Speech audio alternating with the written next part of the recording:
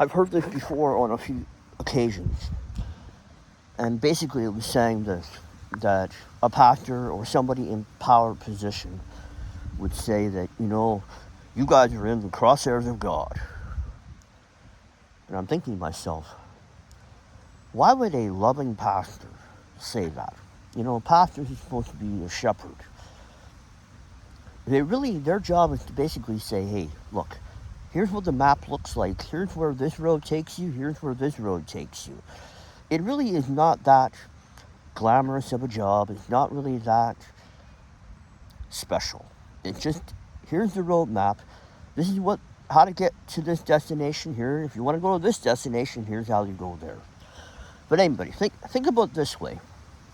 So I heard this Pastor Dallas, say to the whole congregation online, well, God's got you guys all in the crosshairs, or all of us in the crosshairs. Now, why would you make that statement? I thought about that way back when it was made. And I thought, why would a loving God, why would my loving Heavenly Father put me in his crosshairs?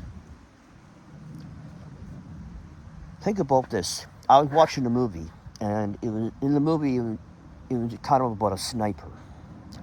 And he was putting things or objects or people in his crosshairs,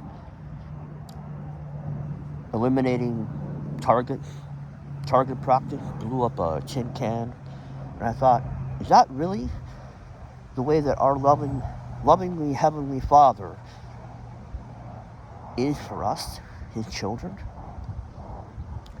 Healing is the children's bread. Why would a loving God who wants his children to be healed and set free, and to be eating the children's bread and to be drinking the living water, why would a loving father do that? I can't imagine a good father at any time loading his gun and then pointing it at his children, loaded, with his finger on the trigger. I just can't imagine that. So why would anybody say that? The reason why they say that is to invoke fear, right? So instead of dealing with something or going to the Father, they retreat. In doing so, they retreat from the Father. Most churches, God is not even invited. So if he's not even invited, how can God do anything?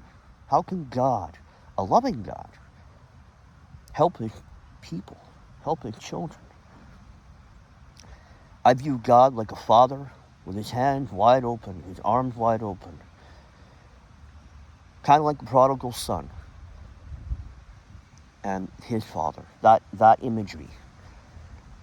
Come back to me, and then we can have a feast, a real one. Guys, sometimes you got to quit listening to these pastors. You got to quit listening to these fork-tongued devils who all they want to do is manipulate you, emotionally use you, and then when they're done with you, they go on to the next victim. Sad, my friends. Very sad. Anybody puts you in the crosshairs, they are not your friend. I'll tell you one thing. Heavenly Father is my Father, but I also view him as my friend. And anybody wants to do that to me, well, I'm putting you in my crosshairs now. Get out. Stay away. Don't tread on me.